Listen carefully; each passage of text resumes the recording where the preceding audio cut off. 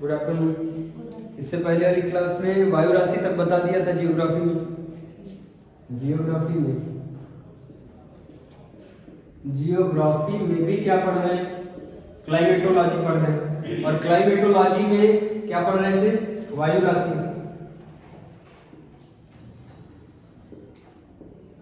Climatology जलवायु अध्ययन, इसमें भी क्या पढ़ रहे थे? वायु राशियां। आ रहा समझ में? वायु राशियां पूरा बता दिया था। वायु राशि की विशेषता बतानी थी, है ना? पहला डालो तापीय। पहली जो विशेषता है तापीय रूपांतरण।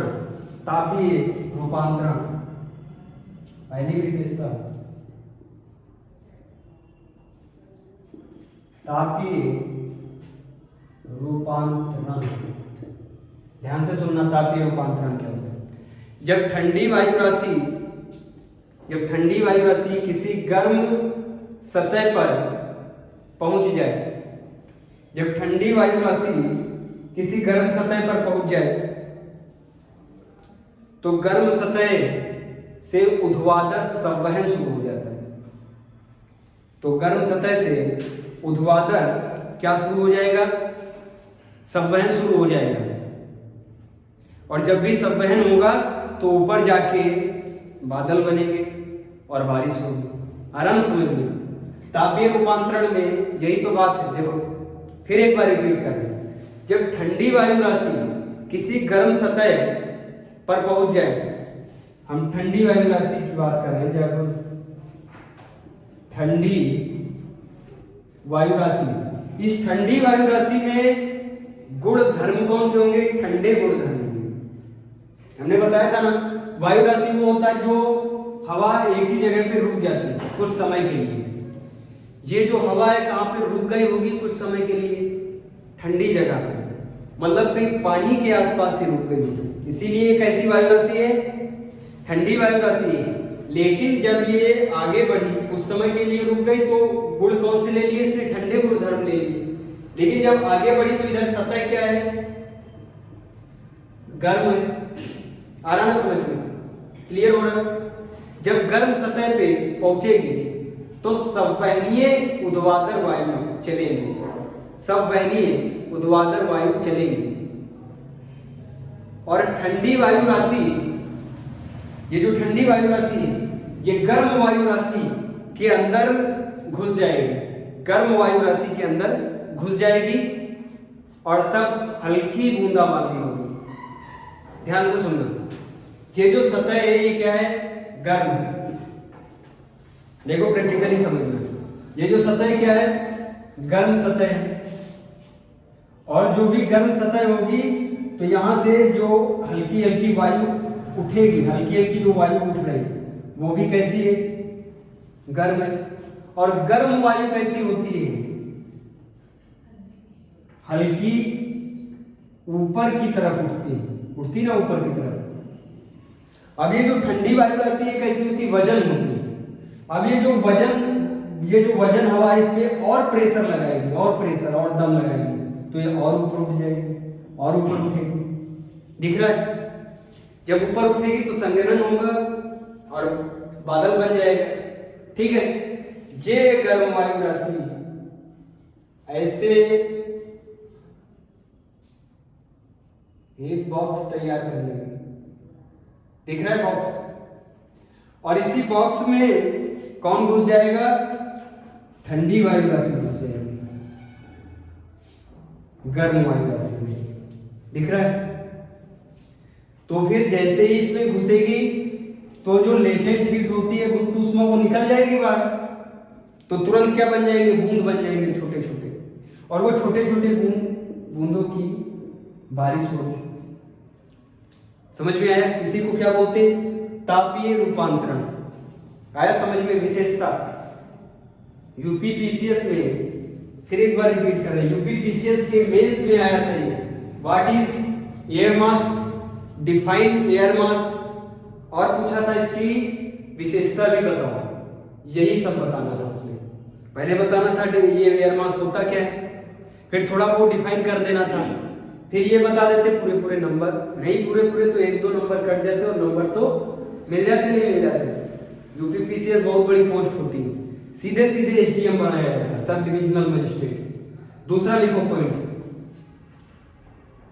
यहाँ पे तापीय रूपांतरण बताया। दूसरी विशेषता में लिखना, अगर वायु राशि, अभी तो वायु राशि कैसी थी? ठंडी। अगर वायु राशि गर्म है, अगर वायु राशि गर्म है, रिवर्स हो गया इसका, देखो रिवर्स सिस्टम। अगर अब वायु राशि गर्म है और किसी ठंडी सतह पर पहुंच जाए, अगर वायु राशि गर्म है और किसी ठंडी सतह पर पहुंच जाए तो क्या होगा? संघनन शुरू हो जाएगा, संघनन शुरू हो जाएगा और निचले स्तर पे ही, निचले स्तर पे ही थोड़ी दूर पे जल कण बन जाएंगे, बूंदे बन जाएंगे और बारिश होने लगेगी। यहां पे कौन सी वायु राशि थी? ठंडी। हमने कहा अगर गर्म वायु राशि, गर्म वायु राशि कहां पहुंच जाए? ठंडी वायु राशि के पास, ठंडी वायु राशि के पास या फिर ठंडी सतह पर पहुंच जाए तो ये गर्म जो है, जो गर्म वायु राशि है, फटाफट ऊपर उठ जाएगी, फटाफट ऊपर उठ के बादल बनाएगी और थोड़ी बहुत वर्षा हो जाएगी। नोट डाउन करो। अब डाल लो हेडिंग साइक्लोन, चक्रवात, चक्रवात हेडिंग। जियोग्राफी में क्लाइमेटोलॉजी का लास्ट पार्ट है साइक्लोन, बस खत्म क्लाइमेटोलॉजी। वायु राशियां यहीं तक। अब देखो चक्रवात, चक्रवात को इंग्लिश में क्या कहते हैं? साइक्लोन। अपनी जिंदगी में कभी साइक्लोन बनते हुए देखा? कई बार देखा होगा, हवाएं ऐसे ऐसे गोल गोल घूमते हुए ऊपर उठती हैं। कई लोग उनको सैद्धांतिक रूप से क्या मानते हैं? भगवान मानते ना। जब भी साइक्लोन बनता है कहीं पे तो हाथ जोड़ लेते हैं, उसको क्या बोलते हैं? चक्रवात। लेकिन वो छोटे छोटे चक्रवात दिखते हैं चक्रवात। इसके नाम में ही देखो क्या है? चक्र लिखा हुआ है। और कई सारे एपिसोड देखे सीरियल विष्णु जी के, उनके पास भी क्या होती है? चक्र होती है। वैसे ही चक्र जैसा नहीं लगता है कि वायु कैसे घूम रही? चक्र जैसे।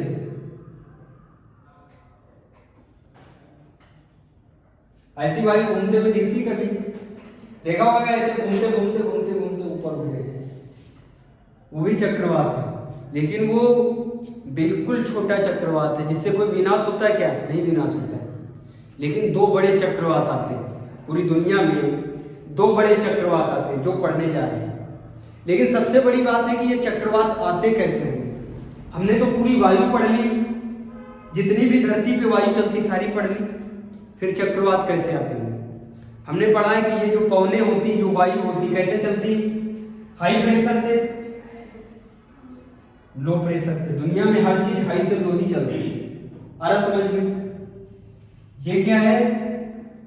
हाई प्रेशर है, और इधर क्या है? प्रेशर लो है, और इधर क्या है?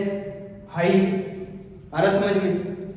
कोई ऐसा इसको फोर्स मिल गया, कोई ऐसा इसको बल मिला है जिसने इसको थोड़ा सा क्या कर दिया? घुमा दिया। तभी तो ऐसे ऐसे सर्कल जैसे राउंड होके ऊपर उठेगी। आ रहा समझ में? डालो चक्रवात। वायु का चक्रीय गति करना, वायु का चक्र के समान गति करना चक्रवात कहलाता है। कैसे बनता है लिखना? जहां बड़ी मात्रा में प्रेशर ग्रेडियंट को हिंदी में बोलते हैं दाब प्रवणता। कैसे बनेगा? पहला देखो,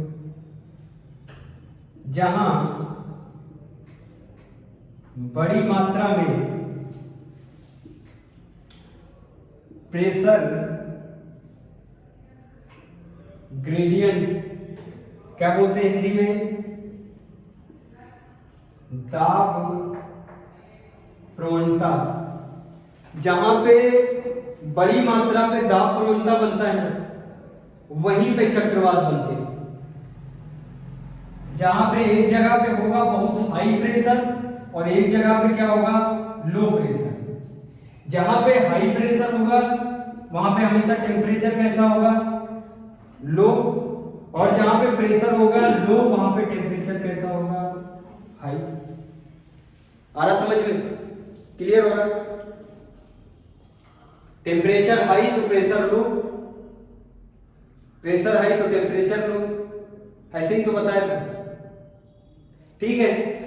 उसके बाद क्या होता है, एक तो बड़ी मात्रा में प्रेशर ग्रेडियंट बनेगा, दाब प्रवणता, और दूसरी जो समझने वाली बात है, दूसरा क्या बनेगा, कोरियोलिस बल लगेगा। दूसरा महत्वपूर्ण है कोरियोलिस, कोरियोलिस फोर्स,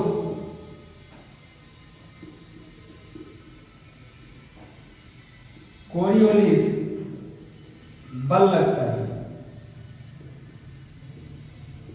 किस पे लगता है कोरियोलिस बल, पवनों पे लगता है कोरियोलिस बल, तभी तो ये आगे से थोड़ा घूम जाती, नहीं तो पवनी कैसी चलती, 90 डिग्री ऐसे सीधी सीधी चलती, लेकिन कोरियोलिस बल के कारण क्या होती है, हल्का घूम जाती। फिर डालो हेडिंग, चक्रवात के लिए कौन कौन से बल जिम्मेदार है, लिखना डिटेल में। चक्रवात के लिए कौन कौन से बल जिम्मेदार है लिखना। चक्रवात के लिए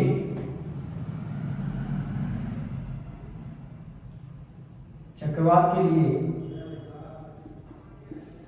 कौन कौन से बल, इंग्लिश में कहते हैं फोर्स, जिम्मेदार है, रिस्पॉन्सिबल, ठीक है। पहला जो फोर्स है उसको क्या बोलते हैं, प्रेशर ग्रेडियंट, दाब प्रवणता, प्रेशर ग्रेडियंट अभी बताया है।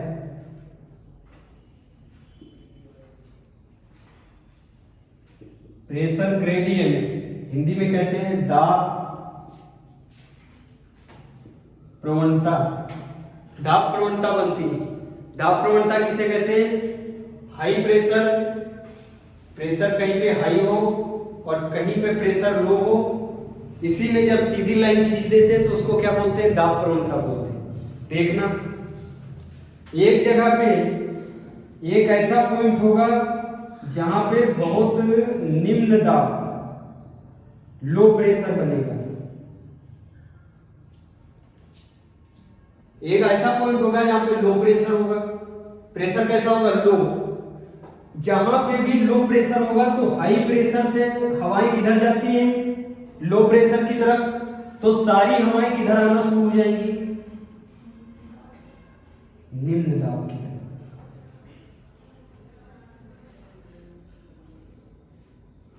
ऐसे हवाएं एक पॉइंट पे आके टकराएंगी, क्योंकि यहां पे क्या बन चुका है, बहुत ही लो प्रेशर हो गया है, दिख रहा है। और ये जहां से आ रही वहां प्रेशर कैसा है, हाई, दिख रहा नहीं दिख रहा, लेकिन वहां क्या हो गया, लो प्रेशर। जहां पे प्रेशर लो होगा वहां पे टेम्परेचर कैसा होगा, हाई। समझ में आ रहा है, क्लियर हो रहा नहीं हो रहा। अब देखो यहाँ पे निम्न दाब क्षेत्र बन गया, बहुत ही तगड़ा वाला निम्न दाब क्षेत्र बन गया। जब बहुत तगड़ा वाला निम्न दाब बन जाएगा तो तगड़ा वाला हाई दाब भी तो बनेगा कहीं पे। जहां पे हाई दाब है, जहां पे हाई प्रेशर है, वहां से झुंड का झुंड एक तरफ से हवाएं आएंगी, बहुत स्पीड में हवाएं किधर को जाएंगी, निम्न दाब की तरफ जाएंगी, नहीं जाएंगी, इसकी पूर्ति करने के लिए जाती है, लेकिन ये एक दूसरे से टकरा के ऊपर की तरफ उठने लगती है, ऐसे गोल गोल गोल गोल ऐसे ऊपर की तरफ होंगी। इसे क्या बोलते हैं, चक्रवात बोलते हैं। बहुत खतरनाक होता है, तुम्हें भी उठा ले जाएगा, उठा के ले जाएगा, कई बार घरों को तोड़ फोड़ के फेंक देता है। जब ये आता है ना स्थल पे तो कमजोर होने लगता है। अगर स्थल पे भी उतना ही ताकतवर हो जितना समुद्र में होता है तो सबको उठा के ले जाएगा घर और वो सब। कई बार क्या होता है, 4 पहिया घर, 2 पहिया 4 पहिया मोटरसाइकिल वगैरह घर के बाहर खड़ी, चक्रवात आया और वो चली गई कहीं, पता भी नहीं चला, आसमान में गई, कहाँ चली गई। चक्रवात उसको उठा के ले गया। 1 क्विंटल की एक गाड़ी होती, 100 किलो की एक दोपहिया होती, 100 किलो, 120 किलो, 110 किलो, 110 किलो को उठा के जब ले गया तो इंसान का वजन कितना नॉर्मल होता है, 50 से 60 किलो। इसीलिए जब चक्रवात आता है तो लोग छिप जाते हैं, कहते मोटरसाइकिल जा रही, जाने दो, अपने को बचाओ। कितनी हैवी होती है 4 व्हीलर, कई सारी 4 व्हीलर को उठा के ले जाता है।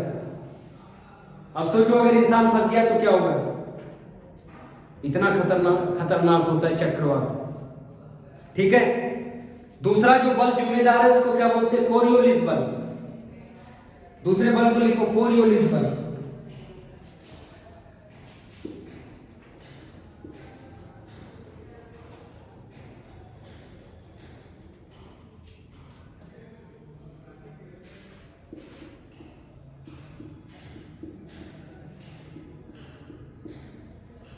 ध्यान से सुनना, कोरियोलिस बल जब लगता है, कोई भी चीज ले लो, कोई भी वस्तु, उसको जब तुम घुमाओगे, ध्यान से सुनना, ये हमने मार्कर पकड़ा हुआ, इसको हम जब घुमाएंगे तो हमको लग रहा हम जो फोर्स लगा रहे हैं वो यहां से पकड़ के इस पे फोर्स लगा रहे हैं, लेकिन एक और फोर्स लगने लगता है बाहर की तरफ। अगर यहाँ पे कोई चींटी बैठी हो, ध्यान से सुनना, मार्कर के ऊपर चींटी बैठी हो, हम तो कहेंगे हम तो नीचे से फोर्स लगा के इसको घुमा रहे हैं, लेकिन उसके ऊपर एक रिवर्स फोर्स लगेगा, लगेगा नहीं लगेगा।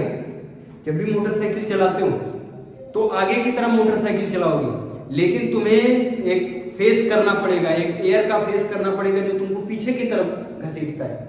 उसी प्रकार जब अर्थ घूमती है, हमने मार्कर बताया, जब हम मार्कर ऐसे घुमाएंगे तो एक फोर्स जनरेट होगा, वो भी कोरियोलिस बल होगा। और ये भी जो जब अर्थ घूमती है तो इसकी सतह पे जो जनरेट होता है फोर्स, उसे भी क्या कहते हैं, कोरियोलिस फोर्स कहते हैं। और जितनी भी हवाएं हैं सब सतह के ऊपर ही तो चलती हैं। हवाएं बोले तो एटमॉस्फेरिक गैसेस, ये जितनी भी वायुमंडलीय गैस है वही तो क्या है, हवाएं हैं। बस हवाएं किसे कहेंगे, जो हमारे थप्पड़ मार के जो चले उनको हवाएं बोलते हैं, उनको पवने बोलते हैं। जो ऐसे नीचे से ऊपर उड़ जाए बिना थप्पड़ मारे उनको संवहन बोलते हैं। आ रहा समझ में? अब देखो कोरियोलिस बल के क्या हाल है, लिखो, या पृथ्वी के घूर्णन के कारण, घूमने के कारण उत्पन्न होता है। कई सारे छोटे एग्जाम में पूछ लिया जाता है, पृथ्वी के घूर्णन के कारण कौन सा बल उत्पन्न होता है, डैश डैश डैश 4 बल दे दिए जाएंगे। ठीक है, कोरियोलिस बल उत्पन्न होता है। यह बल अगर ना लगे, हमने कई बार जब से क्लाइमेटोलॉजी पढ़ा रहे हैं तब से ऐसे करके हमने पौने पढ़ाई हैं, ऐसे करके ग्लोब पे पौने पढ़ाई। हमने कहा अगर ये बल ना होता तो ऐसी पौने चलती, सीधी पौने चलती, लेकिन ये जो बल लगता है ना, यही इसको क्या हल्का घुमा देता है। उसी की बात कर रहे हैं। यही कोरियोलिस बल क्या करता है, हल्का पवनों को घुमा देता है, नॉर्थ में क्लॉकवाइज और साउथ में एंटी क्लॉकवाइज। आया समझ में? हवाओं को क्या करता है, थोड़ा कर्व कर देता है, घुमा देता है। ठीक है, समझ में आया? इससे हवाएं क्या हो जाती, मुड़ जाती। हवाएं कैसी हो जाती, मुड़ जाती। अरे जब फोर्स लगेगा तो हवाएं ना मुड़ जाएगी। जैसे फोर्स, ये हवाएं चल रही, सीधी हवा चल रही, इस पे हमने धक्का लगा दिया इधर से, लेफ्ट साइड से, तो ये हवा थोड़ी मुड़ जाएगी, हल्की मुड़ जाएगी ना हवा। यही तो है कोरियोलिस फोर्स, हल्का मुड़ जाती है हवा, इसी को क्या बोलते हैं, कोरियोलिस बल बोलते हैं। क्लियर है?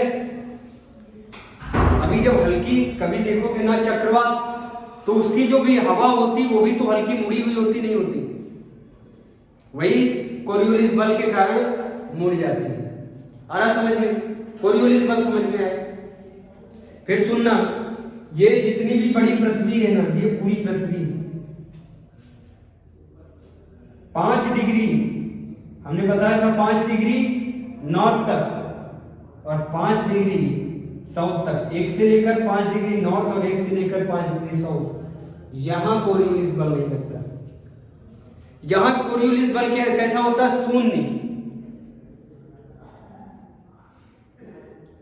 शून्य होता है। कोरियोलिस बल कैसा? 0। जब कोरियोलिस बल नहीं लगेगा तो पवनें सीधे चलेगी, तो बताओ चक्रवात आएगा क्या? नहीं आएगा। इसीलिए इसको क्या बोलते हैं? शांत क्षेत्र बोलते हैं। कोई शोर शराबा नहीं, कोई किसी भी प्रकार की पवनें थप्पड़ नहीं मारती, तो फिर क्या उसे कहेंगे? शांत क्षेत्र, सीधा क्षेत्र। इसीलिए तो बोलते हैं 5 डिग्री नॉर्थ से लेकर 5 डिग्री साउथ कैसा क्षेत्र है? शांत क्षेत्र। डरने वाली बात नहीं है इधर तो चक्रवात आएगा ही नहीं, क्योंकि यहां पे कोरियोलिस बल कैसा है? शून्य। आया समझ में? इस क्षेत्र में चक्रवात नहीं आते। आ रहा समझ में? उत्तरी गोलार्ध में, पूरे अर्थ में जो उत्तरी गोलार्ध है, ऊपर का जो अर्धगोला है, उसमें चक्रवात एंटी क्लॉकवाइज आते हैं। एंटी क्लॉकवाइज मतलब घड़ी के विपरीत वाली सुई जो ऐसे उल्टा चलती है। देख लो, ये बनाया, ये देखो, यहां से ये हो गया ना अर्धगोला ऊपर का, उत्तरी गोलार्ध। इधर कैसे चक्रवात आएंगे? ऐसे चक्रवात आएंगे एंटी क्लॉकवाइज। और दक्षिणी गोलार्ध में कैसे आएंगे? क्लॉकवाइज। क्लियर हो रहा? पूरी दुनिया में 2 प्रकार के चक्रवात आते हैं, 2 प्रकार के चक्रवात आते हैं। पहला जो प्रकार है उसको कहते हैं शीतोष्ण कटिबंधीय चक्रवात। शीतोष्ण कटिबंधीय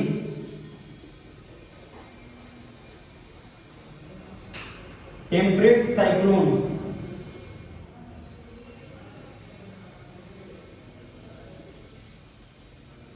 चक्रवात कैसे आते हैं? 2 प्रकार के, बड़े बड़े शब्दों में लिख रहे हैं, 2 प्रकार के चक्रवात आते हैं। पहला जो प्रकार है इसको बोलते हैं शीतोष्ण कटिबंधीय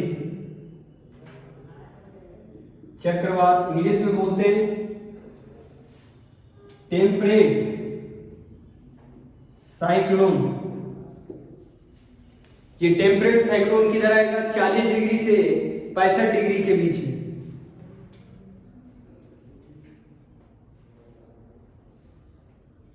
चालीस से 65 डिग्री के बीच में, फिर वो नॉर्थ हो या फिर साउथ हो। आ रहा समझ में? देखना कैसे। ये बना दिया हमने अर्थ, इधर है 0 डिग्री, कहीं इधर ही तो होगा 40 डिग्री, कहीं इधर ही तो क्या है 40 डिग्री, और इसके ऊपर ही तो क्या होगा 65 डिग्री। है कौन सा गोलार्ध है? उत्तरी गोलार्ध, नॉर्थ। इस एरिया में आएगा शीतोष्ण कटिबंधीय चक्रवात। फिर अगर इधर बनाए, इधर ही 40 डिग्री 65 डिग्री, इस क्षेत्र में आएगा चक्रवात। इसी को क्या बोलते हैं? शीतोष्ण कटिबंधीय चक्रवात। जो दूसरा चक्रवात आता है लिखना, उष्ण कटिबंधीय चक्रवात। उष्ण कटिबंधीय चक्रवात दूसरा है उष्ण कटिबंधीय चक्रवात। इंग्लिश में बोलेंगे ट्रॉपिकल साइक्लोन। बस यही 2 प्रकार के साइक्लोन पूरी दुनिया में। और जो हमने बताया छोटे छोटे देखते हो, वो साइक्लोन नहीं है, वो कोई बड़े साइक्लोन नहीं है, वो हवाओं में जब बताया ना दाब में अंतर हो जाता है, हाई प्रेशर लो प्रेशर बन जाता है, तो हवाएं घूम जाती हैं, बस वैसे देखने को मिल जाता है कभी कभार। लेकिन ऐसे दो प्रकार के चक्रवात देखने को मिलेंगे पूरी दुनिया में। पहले का नाम क्या है? शीतोष्ण कटिबंधीय। दूसरे का नाम क्या है? उष्ण कटिबंधीय। ये जो उष्ण कटिबंधीय है ये कितने से कितने डिग्री में आएगा? 5 डिग्री तक तो आएगा नहीं कुछ, तो 5 से लेकर 40 तक, 5 से लेकर 40 डिग्री नॉर्थ और साउथ। अगर ग्राफ बना दे तो देखो कैसे होगा।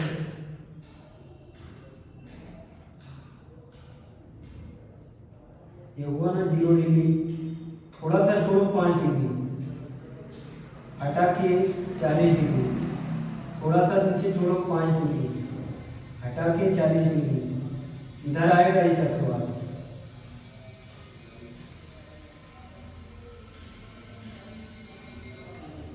दोनों का एरिया देखो, यही से एरिया में है, वो से एरिया में पूरा कवर कर लिया ना।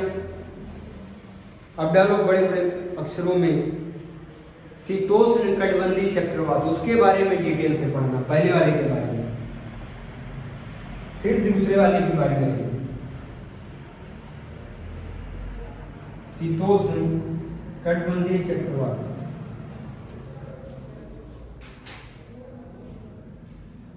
देखो इसमें पहला पॉइंट, या बहुत बड़े चक्रवात होते हैं, या बहुत बड़े चक्रवात होते हैं।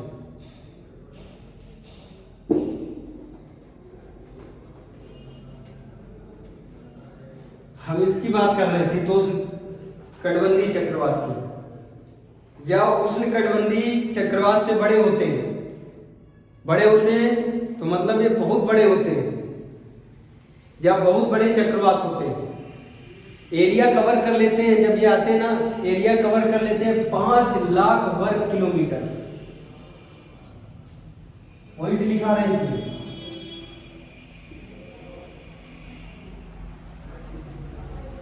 या बहुत बड़े चक्रवात होते हैं। बड़े तो कितना बड़े? 5 लाख वर्ग kilometre, 5 lakh square kilometre. Hindi में क्या कहते हैं? 5 लाख वर्ग किलोमीटर एरिया को कवर कर लेते हैं। 5 लाख वर्ग किलोमीटर एरिया को कवर कर लेते हैं। क्लियर है? ऊंचाई होती है 6 से 8 किलोमीटर। कितने ऊंचे होंगे? 6 से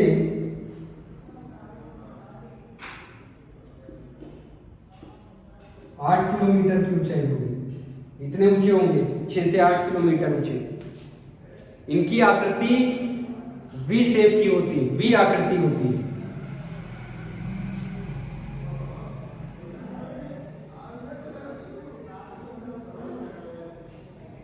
इनकी आकृति वी शेप की होती है, वी शेप।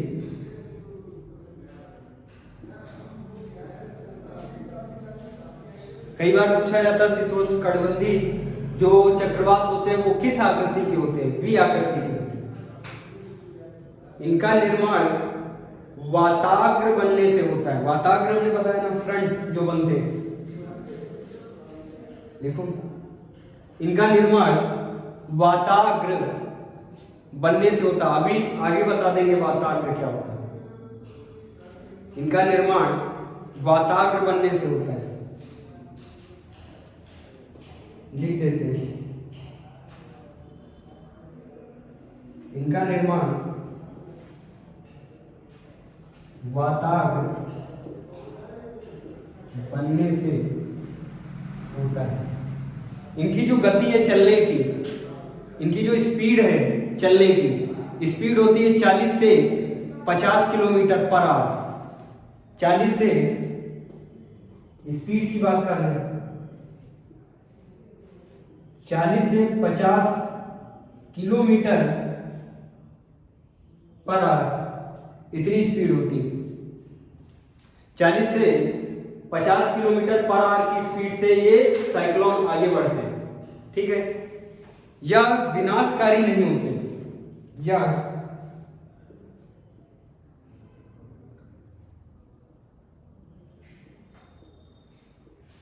विनाशकारी नहीं होते। 40 से 50 किलोमीटर की स्पीड पे तो मोटरसाइकिल पे भी बैठते। 40 की स्पीड कितनी होती मोटरसाइकिल की? लगता है जैसे साइकिल चल रही है।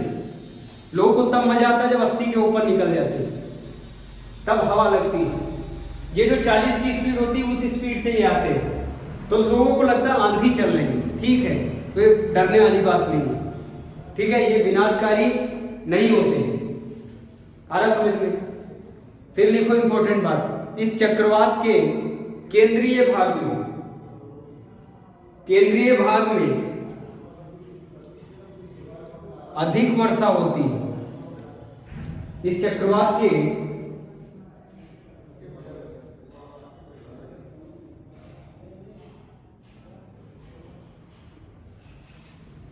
केंद्रीय भाग अधिक वर्षा होती है। केंद्रीय भाग में अधिक वर्षा होती है। नोट डाउन करो फटाफट।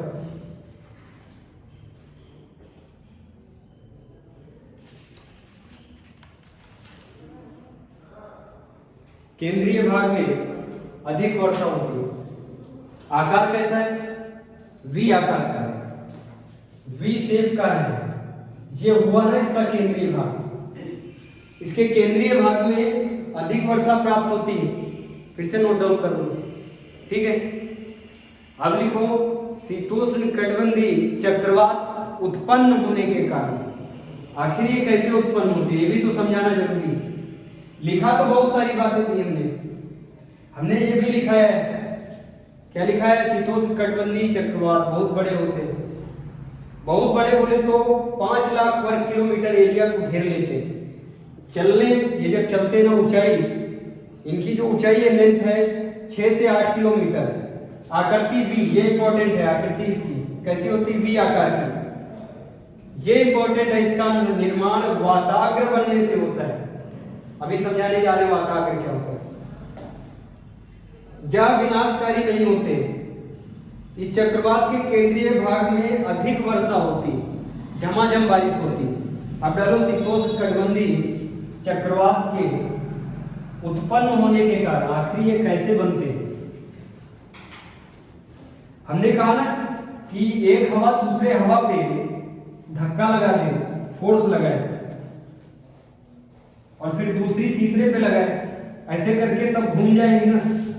और जब गोले में घूमे, कोरियोलिस बल के कारण गोले में घूमे, गोल गोल घूमे, उसी को क्या बोलेंगे? चक्रवात बोलेंगे। देखना कैसे। हमने बोला ना इसको शीतोष्ण कटिबंधीय चक्रवात, तो इसका मतलब ये ग्लोब में ऊपर की तरफ होगा। शीतोष्ण एरिया ऊपर की तरफ होता है। कितने से कितना? 45 से 65, ठीक है। पहला जो पॉइंट है उसको बोलते हैं ध्रुवीय वाताग्र सिद्धांत। अभी बोला ना वाताग्र बनने से। लिखो, ध्रुवीय वाताग्र सिद्धांत, पोलर फ्रंट थ्योरी पहला है। क्या समझाने जा रहे हैं? उत्पन्न होने के कारण शीतोष्ण कटिबंधीय चक्रवात उत्पन्न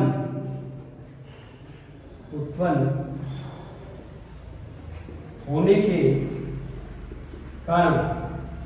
पहला जो कारण बताया ध्रुवीय वाताग्र सिद्धांत।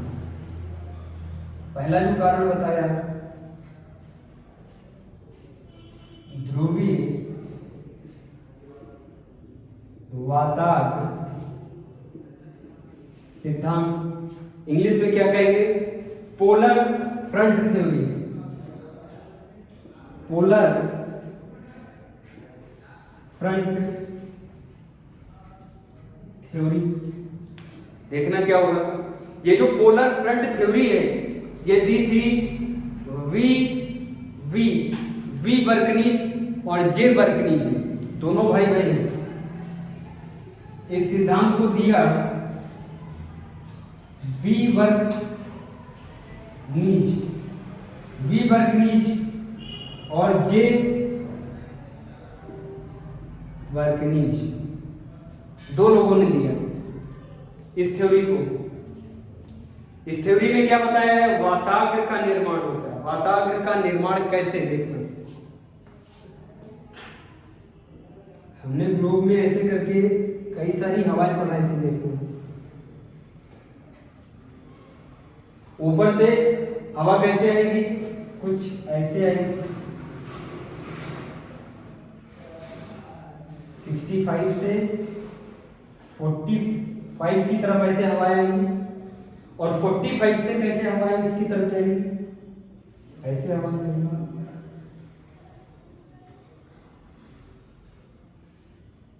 दिख रहा है?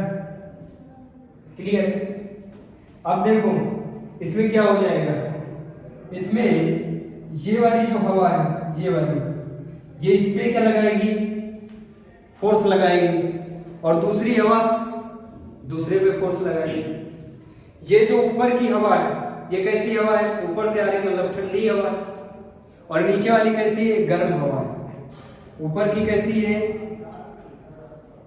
ठंडी हवा,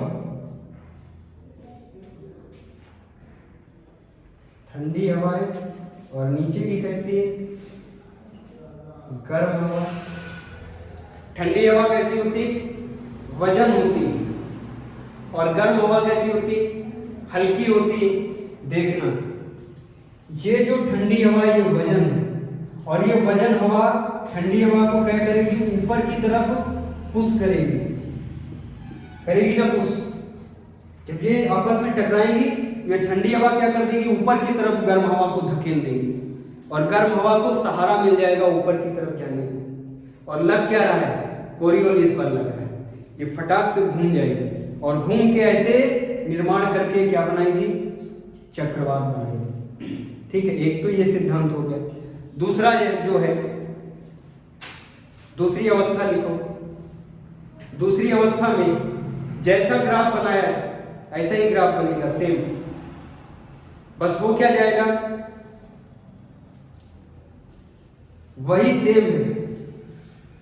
देख लो ये जहां पे दोनों टच करती है, देखो ये जो ठंडी हवा है और ये जो गर्म हवा है, ये वाली गर्म हवा है और ऊपर वाली कैसी? ठंडी हवा। ये जहां पे एक दूसरे को टच करती है इस एरिया को क्या कहते हैं? वाताग्र, फ्रंट कहते हैं। देखो ना बन रहा है फ्रंट। इस एरिया को क्या बोलते हैं? Frontal zone. इसी को कहते हैं क्या? वाताग्र, या फिर इंग्लिश में क्या बोलते हैं? फ्रंट। दिख रहा है?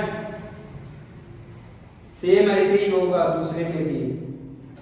दूसरे में भी यही बताया है, बस इसमें ये बता दिया ठंडी हवा और इसमें गर्म हवा।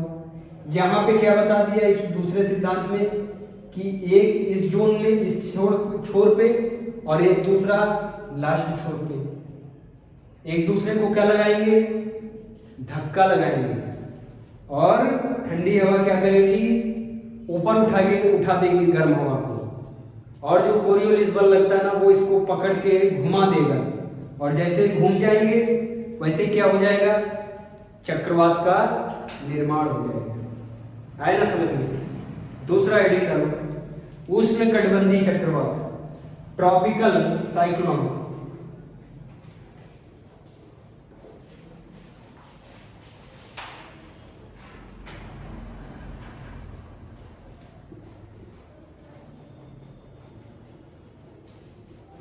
दूसरा साइक्लोन आता है ट्रॉपिकल साइक्लोन।